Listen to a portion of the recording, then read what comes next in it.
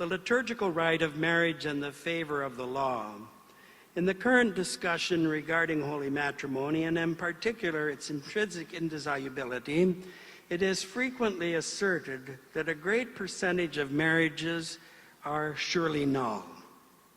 The reason given is the highly secularized culture in which we live. Secularization denies the natural law which teaches us that marriage is a faithful, enduring, and procreative union, that it is a faithful and enduring union between one man and one woman. The argument is that many parties who exchange marriage consent today do not understand what they are consenting and therefore exclude from their consent one or more of the essential goods of marriage: unity, indissolubility, and procreativity. Given the pervasive practice of no-fault divorce in particular, it is asserted that many parties affected by what is called the divorcist mentality exclude by a positive act of the will the indissolubility or permanence of the marriage bond.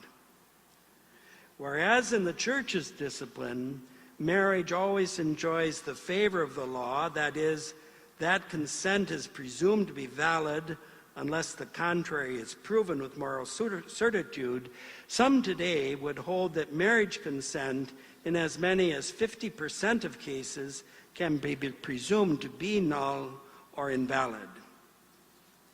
The first argument, in fact, against the presumption of nullity of marriage consent is human nature itself, is the law which God has written on every human heart. No one denies that the culture has a negative effect on the giving of true matrimonial consent and on the living of the consent in practice, but that does not mean that young people today do not understand what marriage truly is and desire it in itself. To assert that they do not know the natural moral law is in fact to deny human nature, which teaches the truth about life, about marriage as the cradle of human life, and about our relationship with God, which expresses itself in worship of Him.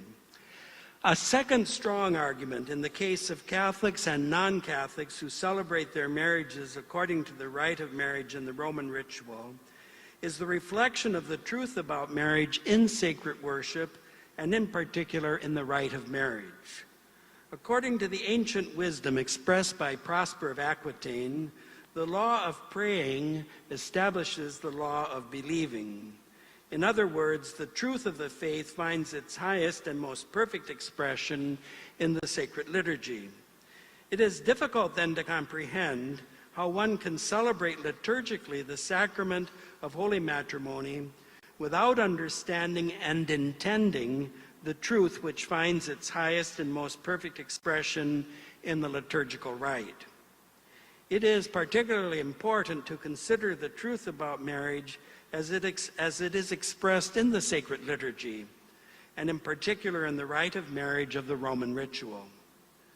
Apart from the introduction, which is called the prenotanda of the rite of marriage, which underlines clearly and thoroughly the Church's constant teaching regarding marriage,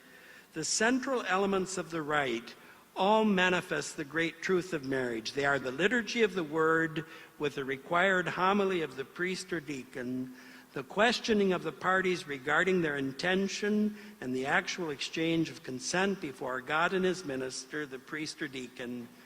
the nuptial blessing, and the participation in the Eucharistic sacrifice and the reception of its incomparable fruit, the body, blood, soul, and divinity of Christ.